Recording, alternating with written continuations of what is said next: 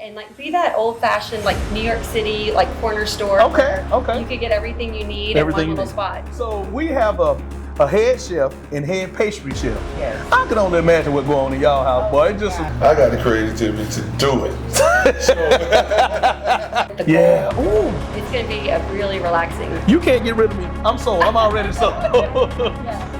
So Wait a minute, Jimmy. Now, hold. Wait a minute, now, Jimmy. You got to keep it PG now. Don't. Go ahead, man.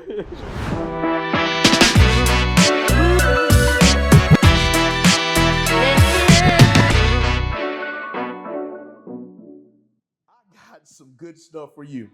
Emily's Pantry, downtown Greenville, South Carolina, and I'm here with the owner herself, Miss Emily. Emily, how you doing? I am great, thank you. Absolutely. So listen, what we want to do is the Big Davies radio show, and I'm telling you, it's a blessing to be able to talk to you about what you have. I remember when you invited me down here to check it out, just seeing the bones of the place to now, it's absolutely amazing. You did a fantastic job, and I got to give you that credit first and foremost. So first off, what we want to dive into, just tell us about Emily. Okay. Well, I moved here in 23. Okay. I was a lawyer by trade. Oh, wow. 26 years, and I did hospitality and food and beverage before I went to law school. Mm-hmm. And then in 2019, I realized like that was where my passion was. Okay. And it was time to get back to it. And Awesome. so I left my law job and opened a catering business in Austin, Texas. Okay. And did that till 23 when I decided to move here and open my first brick and mortar. Wow. Yeah. Awesome. Cool. So law by trade, left law and decided to get back into the hospitality, the service industry. That's amazing. Now, I've never been a lawyer before, but it's a substantial difference in the pay between the two. So this is your passion. This is my passion. Gotcha. I went to undergrad for hotel and restaurant management. Oh, wow. Okay. And I really thought I was going to be a hospitality lawyer. Okay. And then I got into medical malpractice defense. Wow. And loved it. And I did that until tort reform kind of took that down. Oh, yeah. Gotcha. Understandable. Yeah. Understandable. Okay, cool. So are you originally from Texas? Or? I'm from New Orleans. Okay, cool. Yeah. Okay. All right. So gotcha. Okay. As far as coming here, you had a vision. Tell me about the vision. So it's kind of I think it's a funny story. So I started at 14 years old, working in the restaurant industry in New Orleans, and I created a dream journal. And I had a journal of every iteration of Emily's Table that I wanted to have one day. Wow. And one was a catering, one was that back then it was a bed and breakfast, one was a restaurant, and one was an event space. And in Austin, I did the catering concept, and then when I came here, I eventually was going to do a rooftop terrace, which was going to be the event space. Okay. But we found out we were on a seismic fault line, so we could not put kitchen equipment on the roof. Okay. That's my dog barking.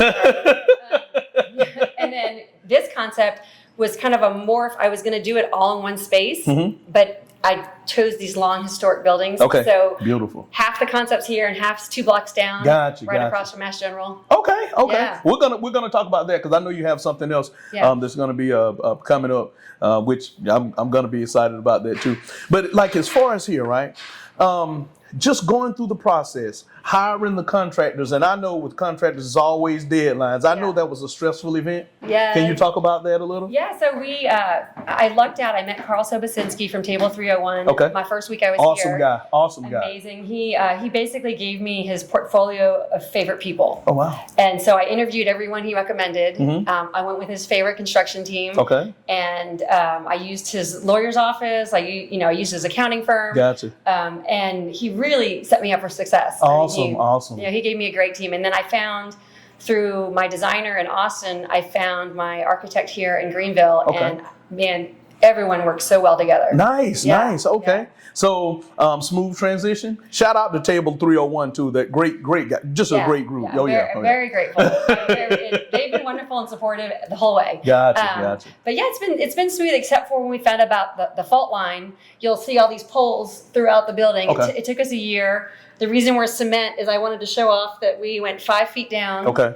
Gotcha. Strongest building in Greenville now. Awesome. If you ever hear of an earthquake coming, come here. We're not going here. Gotcha. All right. Yeah. That is awesome. Cool. Man, this is just amazing. So like as far as the layout, go into detail about the layout. I know you said you had a vision and everything, but I mean, is this something that you just lay down and you just say, okay, I want to put this here, because it was pretty much a blank canvas. I remember coming in and touring the place. Yeah. So elaborate on that. Well, it started with the other building at 110, and so my 14-year-old self drew a picture of a brick row house with flowers out front and a window, and when I found that building, I was like, this is my drawing. Wow! Holy cow! And so when this building came up, I was like, you know what? I actually could execute better here the concept of the pantry, because I like the idea of this cozy alcove. You know, when we renovated, this was not pretty. Oh, yeah. This was not a pretty space to be, but I could see people reading down here. Oh, yeah. I could see study groups. I could see Bible studies. I could just see intimate gatherings. Oh, yeah. Actually, my youngest son was here last week, and he said, Mom, this is a great place to talk. Oh, yeah. Yeah, absolutely. Love the feel. But that's amazing. You had a vision at 14. Yeah. And just went through life, because life be life, and let's be realistic. And it all came full circle to now. It did. That's beautiful. It did. I mean, honestly, sometimes you have to just sit back and look and be like, pat yourself on the back. It's good stuff. Or I have guts or something. I don't know. Oh, yeah, man, that is beautiful. So when people come here, what can they expect? You know, I have food allergies, and I'm a foodie that loves to eat. So I've always adapted my cooking towards me. And I wanted a place where people could go out and adapt. And so we wanted to create a concept where if you have no allergies and I have a ton of allergies, you and I could order the same dish and still enjoy it. And so our base concept is to protect the top 9 allergens and then build from there. So if you can have cheese, add cheese to yours. If you can, gotcha. And that way we all get to enjoy the menu and feel like we get to eat out. Awesome, cool. Okay, so now as far as the concept bodega style, so you can come in, you can get food to go, you can get hot food here. Can you elaborate on that? Yeah, so I really wanted that neighborhood spot where you could come in and get anything. Actually, my real big dream would be you might come in after work, grab an appetizer to take to a party, grab a hostess gift, you know, grab a couple bottles of wine, and like be that old-fashioned like New York City like corner store. You could get everything you need in one little spot. Yeah. Oh yeah, gotcha. I love that. Hot food is available. Lunch? Are you doing dinner? We are doing a made-to-order 10 to 3. The grab-and-go coolers are available from 7 a.m. to 6 p.m. Tuesday to Friday. So you open up at 7? Yes. Wow. Yeah, and then Saturdays we open at 8 and close at 5. And that may change as we get busier, but we noticed now that we really have a business crowd right now during the week. Gotcha. And so how often do your menu change? We change every 2 weeks. Okay, cool, gotcha. We change our daily specials. You know, the soups we kind of go off of what came in today, what produce we have, what we want to work with. So the coolers will change more often, but the actual made-to-order portion will stay for 2 weeks. Gotcha. All right, so with everything's built, and everything's laid out and it's beautiful. As far as your chef selection, can you talk about that a little bit? How did that come about? It makes me smile. So, I used Indeed, and I had 80 applicants, but I met Chef Jimmy on day 2, and I kept coming back to him. Awesome. Every minute, it was always him. So at the end, I made him the offer, and I have no regrets. He's been an amazing pairing, and bonus, I got his beautiful wife as the most amazing pastry chef. I got a 2-for-1, and I didn't even know it.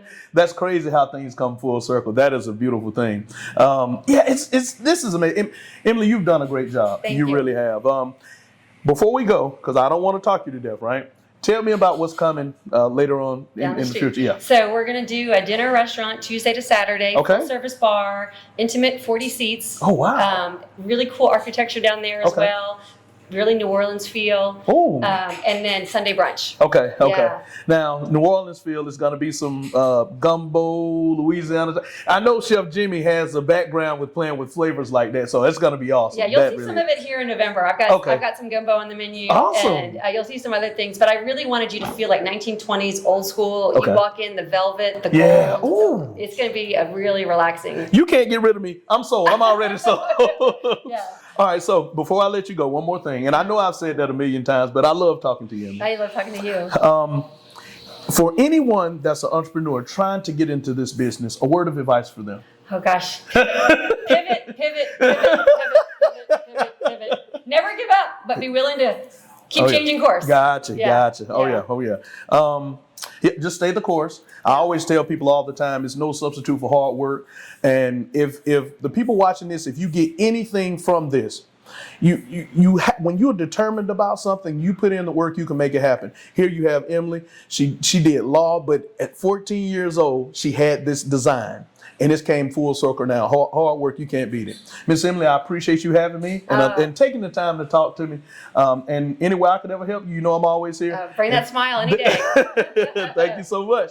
All right, so next we're going to have Chef Jimmy's wife, and she's going to come out. She's the head baker here. And so we're going to dive into some sweet treats a little bit. Stay tuned. Right now, we're with the head pastry chef. Let me say that again for the people in the back. The head pastry chef. Listen, I'm going to let her introduce herself because, I can't even introduce her the proper way. If you would, tell them about yourself. Well, I am Dee Norris. I am the owner of the Life of Desserts LLC in Greenville. Okay. And I also make the pastries for here at Emily's Pantry. Oh, okay, cool. And you happen to know somebody here too? And I'm also the wife of Chef Jimmy Norris. So we have a head chef and head pastry chef. Yes. I can only imagine what going on in y'all house, boy. my It's just some gosh, good food, it huh? is some good food, good bacon, good everything. Can't you tell?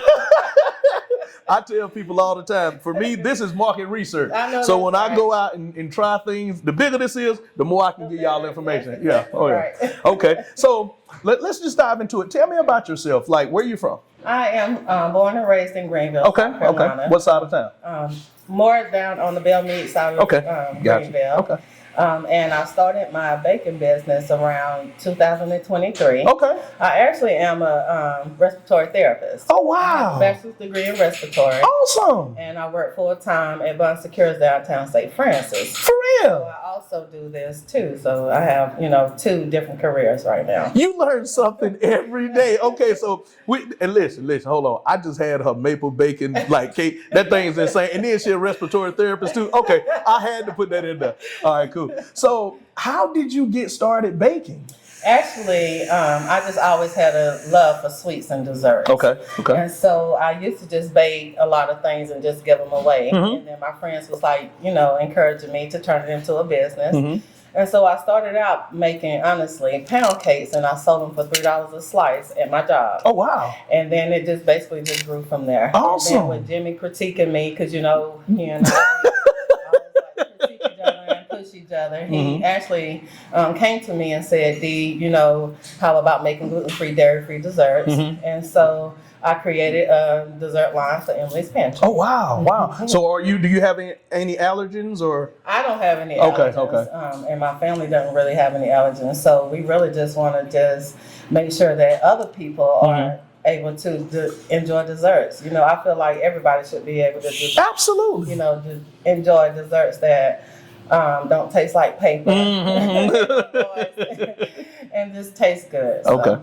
So I know that had to be challenging to cook with, ingredients that we're not necessarily prone to cooking with. Right. So was that a big challenge or? It was a challenge. I had to do a lot of research. Okay, I had to do gotcha. a lot of education. Trial and error. A lot of trial and error and a lot of testing. But what I did was I sent different items to Emily, on a daily basis, and she tried them. Okay. And she critiqued me, and so we created that dessert line, and here we are. Awesome. So for you, right? Respiratory therapist, doing good. Yes, sir. Just to kind of go into this, was it scary for you, or can you elaborate on that? It wasn't really scary because I love desserts. Okay, okay. So it was just kind of just challenging myself to do something different more than anything. Gotcha. Because, I know healthcare, so, and I've always been in the culinary world. My dad, he was a cook, Oh, wow. and then Jimmy, of course. Yeah. So I've always been in that space, I just had to kind of find my own lane. Oh, okay. Awesome. Cool. If you had to choose, and I don't want to put you on the spot, No problem. but if you had to choose your profession in the medical field Yes. or baking? That's a hard decision. I know, right? I'm gonna be honest with you because I've been asked that question so many times. Okay. And honestly, respiratory therapist is my career. You know, I work really hard to get there. And so I don't ever think that I would ever be done with respiratory therapy because I'm a caregiver at heart. Gotcha. But on the other hand, baking is my passion. There you go. It's my career, you know, my second career. There you go. It's a way of me to be able to do the thing that I love to do. Oh yeah. You know, so it's a two different things. Gotcha. You know, but Well, it seems like the common denominator is you love helping people and giving to people. absolutely. So either way it go, you're good. Either way I go, You can't go. Yeah, there you go. I love putting a smile on people's face. There you go. know, I'm making sure that they're good Uh-huh. and happy. So either if it's working in healthcare or baking, you know, either way, it's a win for me. Gotcha. Okay. So you're the head chef, the head baker here. Yes. I have to ask you, Okay. what's a dish that you know you make that you stick your foot off in, that you just know all the toes and everything just stuck off in there and can't nobody touch it? Okay. Well, I have to just be honest with you. Okay, be honest with me. My lemon pound cake. Now, Jimmy, he doesn't really care for a lot of sweets. Okay, So okay. that's his favorite cake. So I had to make sure I perfected that cake. Okay. So really, my lemon pound cake is really one of the best cakes that I make. Let me ask you this without giving too much of the ingredients, because Okay. I'm pretty sure you got some secret ingredients. What makes your lemon pound cake stand out more than anyone? Well, Yeah. I just think that the love that I put into it, Okay. of course, the background behind it, Okay, and okay. also that lemon juice. Okay. I put fresh lemon juice in my pound cake, and Oh. I also like to use lemon zest. Okay, there so you go. It gives it that good punch. Yeah, hell yeah. Oh yeah, good, good. Now, did your grandma, mom, I know you said your dad was a cook. Yeah, he was a cook, Okay. but not many bakers, you know, so I'm really self-educated. Okay. I do a lot of research Okay. and watch a lot of videos. So. Okay. I tell people all the time, I can cook. I'm no chef. Yeah. I can cook, but I cannot bake nothing. You might be lucky to get a piece of cornbread out of me every now and The then. thing is, you just know what tastes good to you. Yeah, I got know, you, I if got it's you. good to you, then it should be good to others. Oh, yeah. And, you know, visually also. Awesome, cool. So you saying your lemon pound cake is the best? Yes, I Okay. All right. Now, as you've developed your skill over the course of time, tell me about an epic failure that you've had. And before you answer, Okay. the only way you get good at something, you got to fail. Yeah, you're right about All right, that. now share with the people. We want the people to see the vulnerable That's side. Exactly right. Okay. So I'll tell you one time. Okay. I was baking cakes for Southern culture because you know Jimmy was Yeah, a chef yeah, for yeah, Southern yeah. culture, and I used to sell my cakes on their menu. I there. did not know you baked there. I did, and I used to sell my peach cobbler pound cakes and my 3-layered cakes there. Oh wow. So this was the first time that I was ever going to be taking cakes up there, Uh-huh. you know, and it was in the middle of the summer, 100-degree weather, and I put the 3-layer beautiful rainbow cake in the back of the car. Ooh. Got there, by the time we got there, the cake had fell over. The whole entire cake, I mean, it was just a mess. And I was so embarrassed because I was so, you know, Yeah, telling yeah, everybody my cake's going to be in Southern culture, and I absolutely had no cake. Wow. So I learned that before transport, that you freeze your cakes. You know, Okay. because I really specialize on soft, moist cakes, you know, whatever. So I never really had learned about freezing cakes before. Okay, gotcha.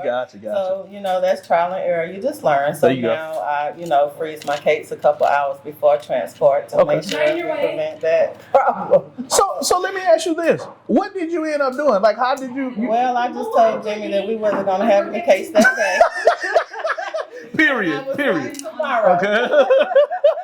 And we were just going to have to start over. So. Okay, I got you. Man, that's awesome. That is awesome. So let me ask you this, and I'm not gonna talk you to death. I do love running my mouth, right? Yes, sir.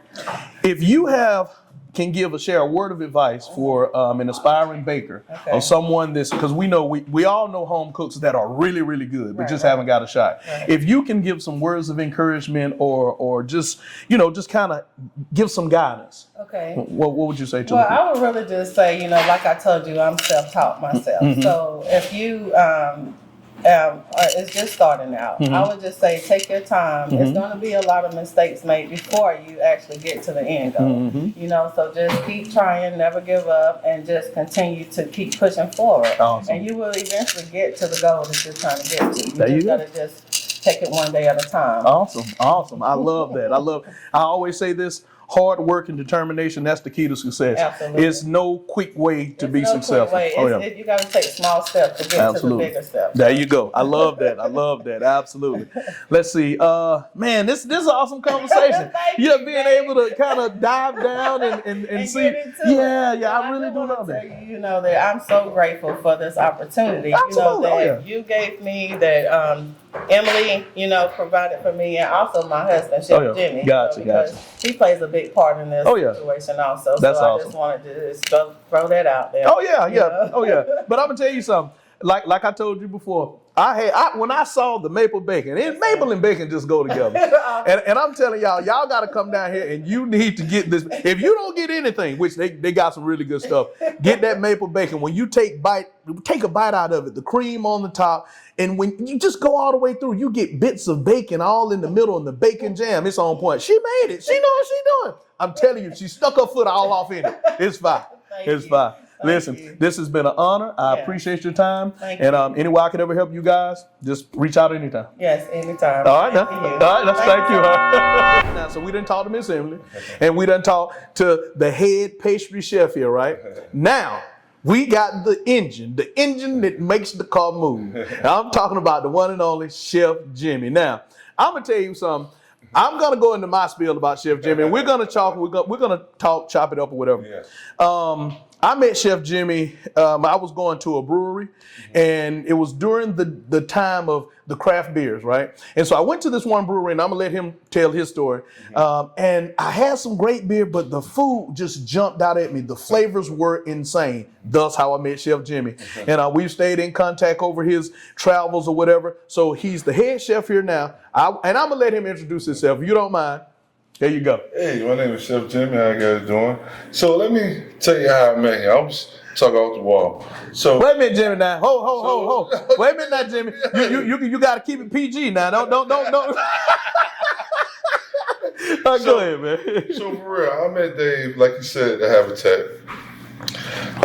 Where? Tell him. At the Habitat, it said it was in Greenville. It was in Greenville, Miller Road, like a gastropub kind of brewery environment.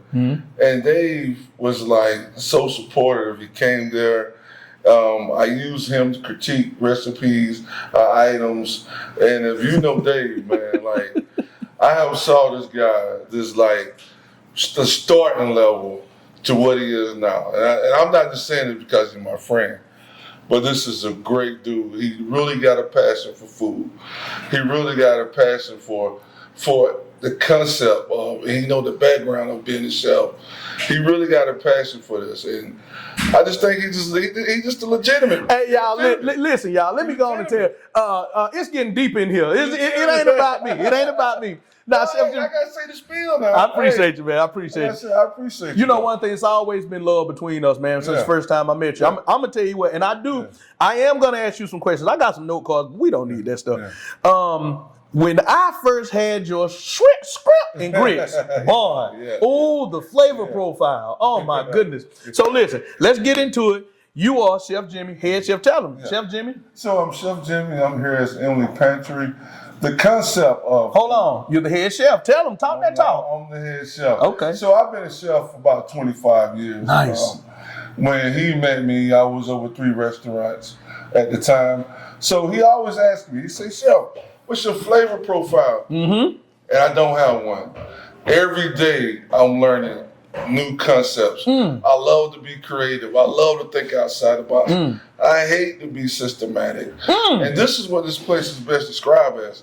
A place where you come and create something for everybody. We allergen-free, gluten-free. We got a lot of concepts. I rotate my menu probably every 2 to 3 weeks to keep it fresh. Always listen to customers for their feedback. Always engaging. We want to be a place, because I'm Greenville now. I'm GVL. Okay, born and raised? Born and raised. Okay, what high school you went to? I went to Southside. Okay, all right, I got you. So we support local people in Greenville.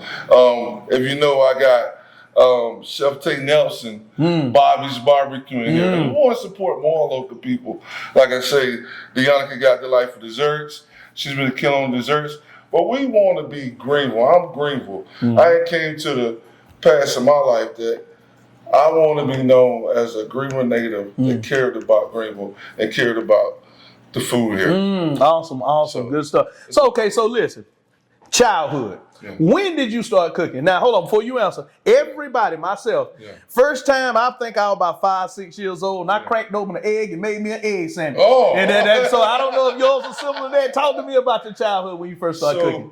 My mom is a pastor. Okay. And she started a ministry, and she used to have a lot of revivals and church meetings.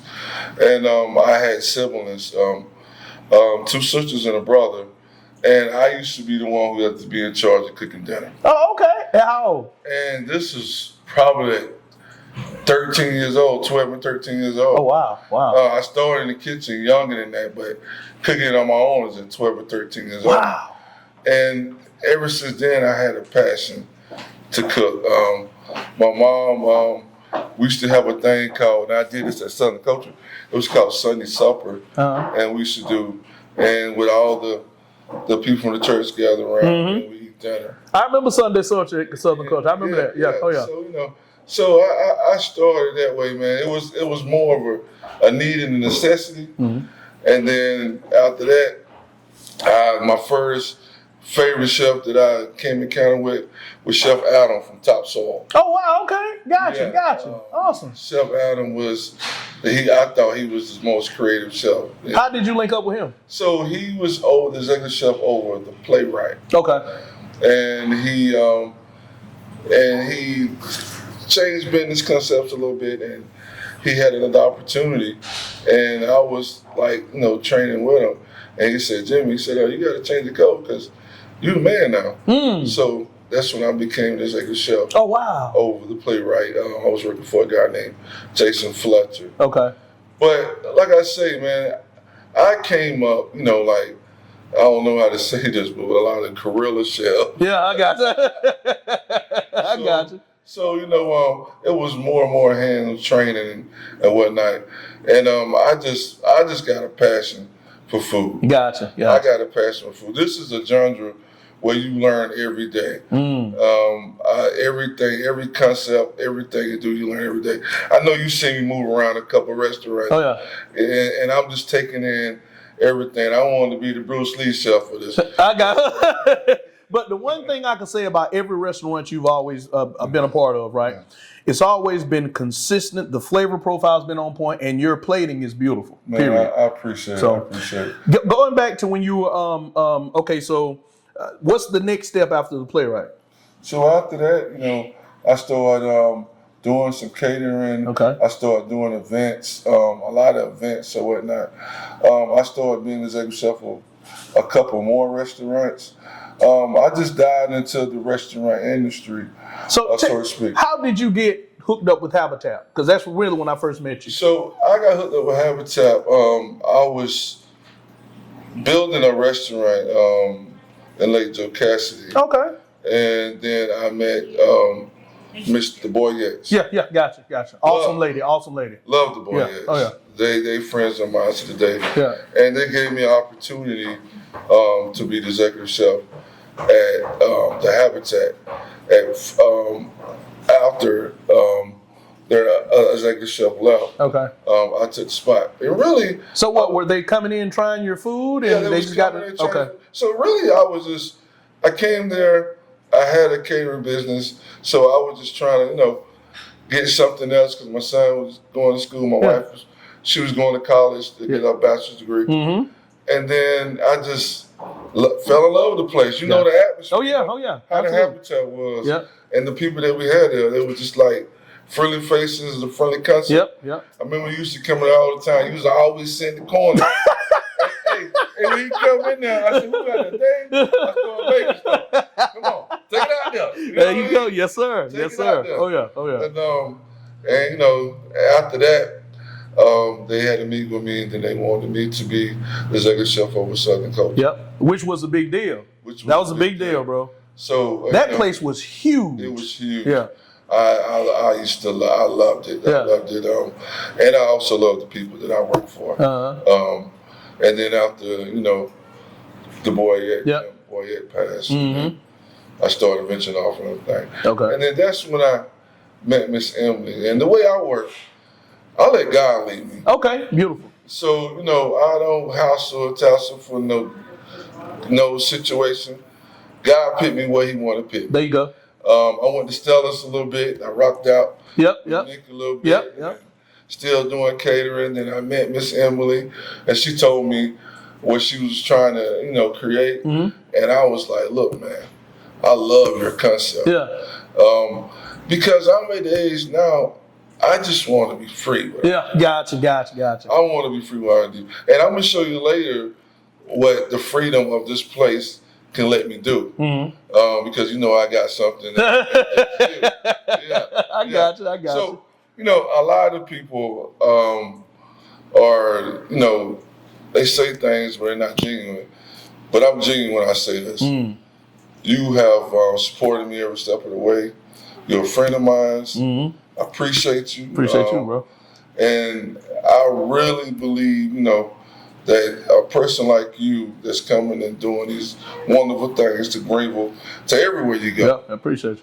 is a must need. Oh yeah, I just want to tell you that for he don't take gratitude. I do. I take it, man. I take it. But I'm gonna tell you. No, I'm gonna be honest with you, man. Yeah. When I do stuff, I just do it from the heart. Like I love seeing people do good, and most importantly, I love hearing stories. Like I've been knowing you, I know you, right? Yeah. But just knowing the background, like, cause listen, you're an excellent chef. Yeah, your food is amazing. Thank you. But I know it was struggles to get to where you're at. Yeah, that's just trying different foods, being in a place you thought was the right place to be, but ended up being a wrong place. That's how we learn. That's how we grow. Yeah, so my mom always tell me, she was like, I don't know where you get these concepts from. It got to be God, because I didn't cook none of this. Yeah, oh yeah. And it's the truth, man. But like going back to you, man, like I remember how you started also. Oh yeah. And I remember one day I was riding downtown. I was with my wife. I was riding downtown, and I saw on the big prime. I saw your face on there.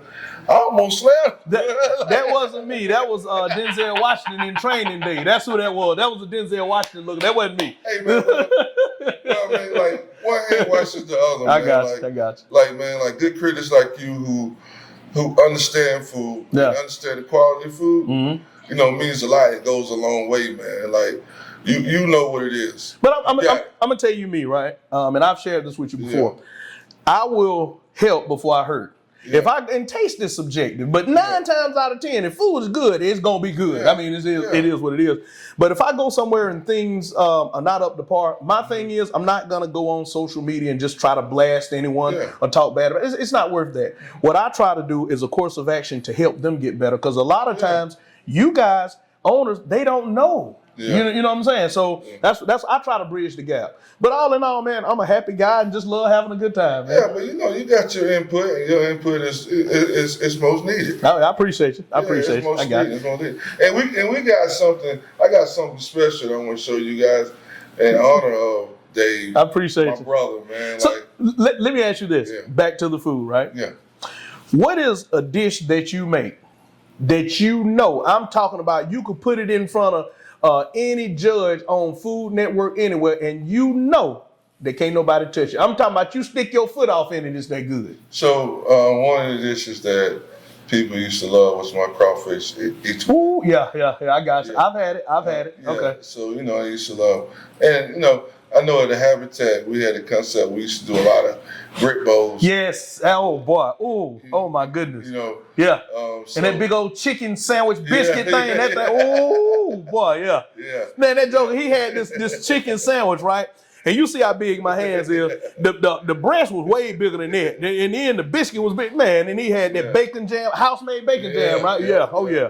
Yeah, it was good food. Yeah. Southern culture, they used to have good fried chicken. The size was always on point. So, your flavor profile is always on, So here is like, I say I'm in my woosah, because here we're creating all types of different dishes.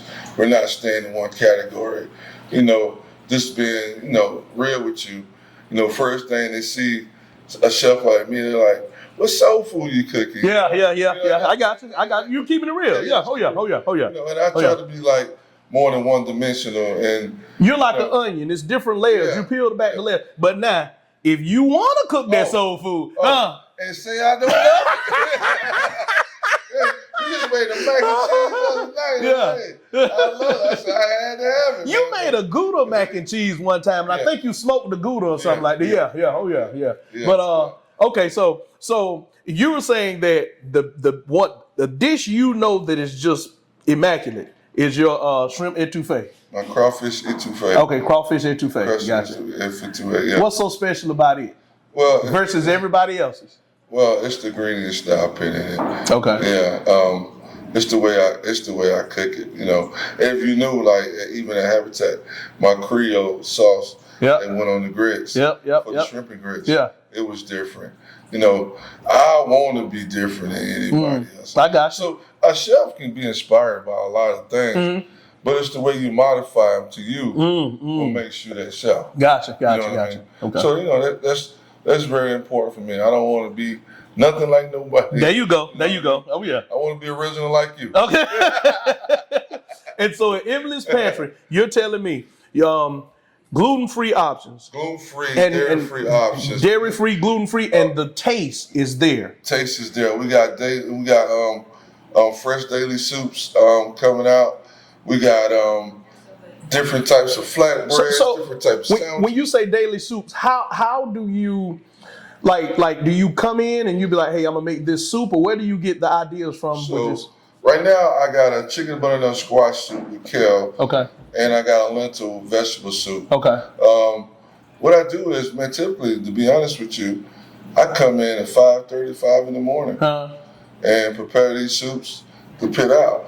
And if a customer like the chicken butternut squash soup has been selling off the chart, if customers like it, I keep it. I rotate the other one. Okay.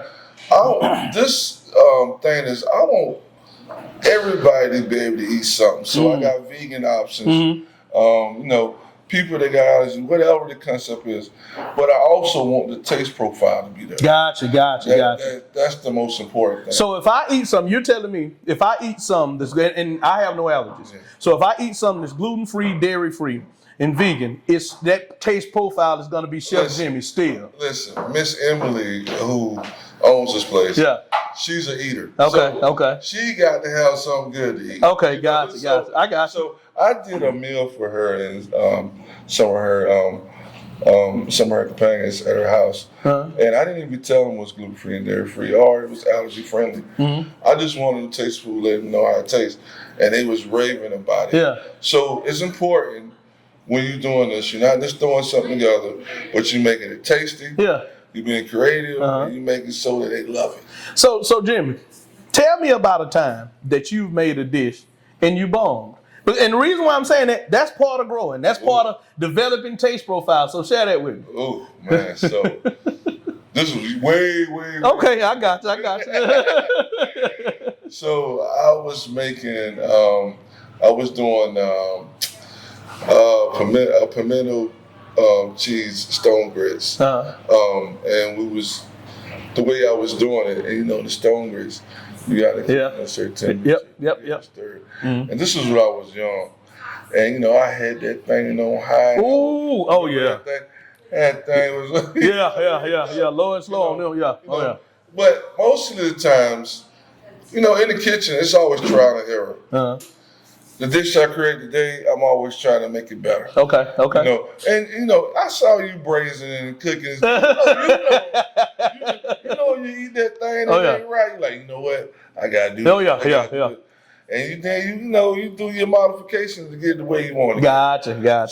So you know, but before I hit the customers, I'm doing my modifications. Okay, I got you. Cool. But yeah. So and I tell you, so I got some students that are working with us in the program. Okay. And I tell them. So talk about the program. Yeah. So they're from the career school, and they using this for a career class. You know, Wow! How did you get hooked up with that, Jimmy? This is stuff we don't know, bro. So I went to a lot of the Donaldson City the career centers. Okay. And I spoke to these young kids and told them, like, you know, asked them, you know, would they would like to come in and work and train and help.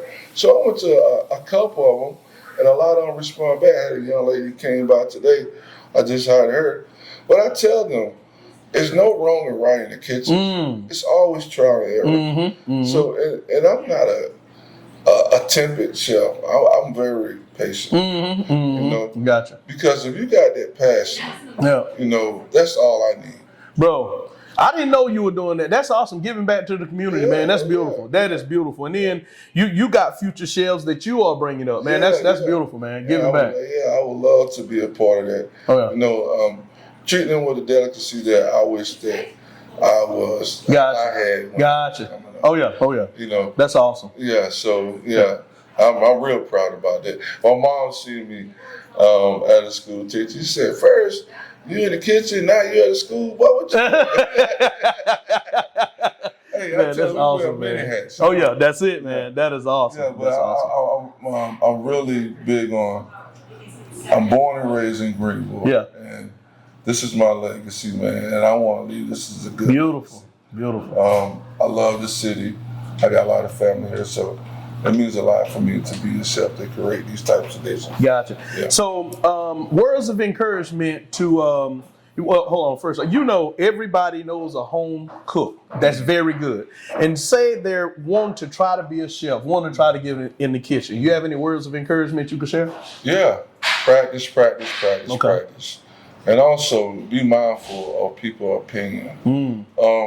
Customers is what shaped me. I always listen to customers. When customers come to me and say, "Chef, you know, this was good," but you know, I'm always trying to listen and get feedback. Gotcha. Because I want to be that person that cares about what they're saying and cares about the craft. Gotcha. Practice, and don't give up. Don't give up, man, because you know the guy I got for you is around the corner. There you go. Absolutely. And if they need any words of encouragement, come to Emily's Pantry. Talk to Chef. Emily's Pantry. Yeah. I'm an open book, man. I love That's a beautiful thing. I love people. Cool. Yeah. All right. So what we're going to do now, we're going to take a break. We're going to take a quick break. You said you had something you want to present? Yeah, I have something I want to present, and I'm going to bring it out. Okay. Present it to you. All right, cool. We're going to take a quick break. We're at Emily's Pantry, and we with Chef Jimmy, man. It's been an awesome conversation, man. It's for real. So we'll be right back, and we're going to check out what Chef Jimmy got. Good stuff. This is crazy, right? Like, you know, Jimmy ain't had no business doing this when I'm going to tell you. First off, man, we at Emily's Pantry, man, and Jimmy told me, he said, "David," he said, "I got something for you, man. I want you to check it out." And come to find out, man, this joker that messed around and made a burger, the Big Dave Eats burger, right? I haven't tried it yet. Just looking at it, man, this thing is beautiful. It encompasses everything Big Dave Eats. We back again with Chef Jimmy. Thank you for coming back. Chef Jimmy, tell me, okay, wow, how did we get here? How did we get here? So the cool thing about it, when you want to honor somebody that you know is important to you, I got the creativity to do it. Oh man, I appreciate you, man. My first burger is going to Dave Eats. There you go. So this is a grass-fed 100% burger. Boar's head pastrami, a garlic aioli, red onion, minced greens on the brioche buns. And remember, we also got it gluten-free also. Okay. Yeah, so that's a big thing. Okay, gotcha. Yeah. So basically, you thought about Big Dave Eats. Yes, 100% grass-fed. That's about as good as you can get, right? That's right. All right, and then you got the salami. Yeah. What kind of vegetables you got on? Pastrami, okay. Excuse me. You have Pastrami. the pastrami. Mixed greens. Garlic aioli. Because that don't look like no regular lettuce. That look like some fancy lettuce. I ain't trying to be. It's fancy lettuce. We fancy. Oh man, I got you. Awesome. Yeah. So, with the taste profile, what made you come up with this? Now, aside from the Big Dave, like where did this come from? Were you laying down in the bed and you just came up with it, or what? So like I said, being creative, man, doing something outside the box. I think that when I made this burger, I was like, this is a special guy. So let me give him a special burger. Okay. So when I bite this, right? Tell me what I'm gonna get. Walk me through it. You're gonna get that pastrami. You're gonna taste that beef. You're gonna taste a little bit of that garlic aioli. Okay. But all of it's gonna blend together. Okay, all right. Good bite. Gotcha. That garlic aioli pulled everything together. Right. Oh yeah, that's good stuff, man. That's Watch good. his face, cause this ain't adding. And this is on the radio, right? So not only it's going to be on social media, but it's going to be on the radio as well. And really, I wish the people listening to this could just smell the aromatics from the bun. The bun is beautiful. The big old thick beef, grass-fed beef patty. This is a beautiful sandwich. And I can only imagine that bun got a little hint of sweetness to it. Oh, yes. Yeah. Oh, yeah. What kind of bun? Yes, sir. This is the brioche. Brioche bun, okay, gotcha. Butter brioche bun, boy, that's the way I like it. That's right, So, Chef Jim, man, I really do appreciate you, and honestly, man, I appreciate everything about you, bro. I appreciate you, man, being an iconic man, being a stand-up person, man. This is a way that I can, dedicate, for all the years of me knowing you, off record, just straight up. I appreciate you, man. Every time that I've called you or even spoke to you, you always been a stand-up person, man. I appreciate it, man. You deserve a burger. You know what I mean? All right, so listen, y'all got to come to Emily's Pantry, downtown Greenville. Emily's Pantry, downtown Greenville. Come see Chef Jimmy. Come see his lovely wife. Come see Emily. And most important, you need to come and get this burger. Yeah. Listen, I ain't tried it yet. I know it's going to be that deal, and I can't wait to try it. So with that being said, I'm getting ready to cut this off. This has been the Big Dave Eats Show. Tune in. Make sure to tune in. Because we always got something cooking. We love to find the behind the scenes, what makes the car go, the engine. I always equate the chefs to the engine that makes the car go. But here at Emily's Pantry, like, you got an excellent car, you got an excellent engine, the tires on the car, everything just good around here at Emily's Pantry. So you need to come on down here. Also, gluten-free options, dairy-free options. If you have any allergens, they can accommodate and cater to you also. If you want something that's not on the menu, let Chef know. He'll make it for you. That's just what they do here. He thinks outside the box. And I'm going to tell you something, the man is a really good cook. I'm telling you now. So anyway, thank you for tuning in to the Big Dave Eats Show. That's it. Till next time.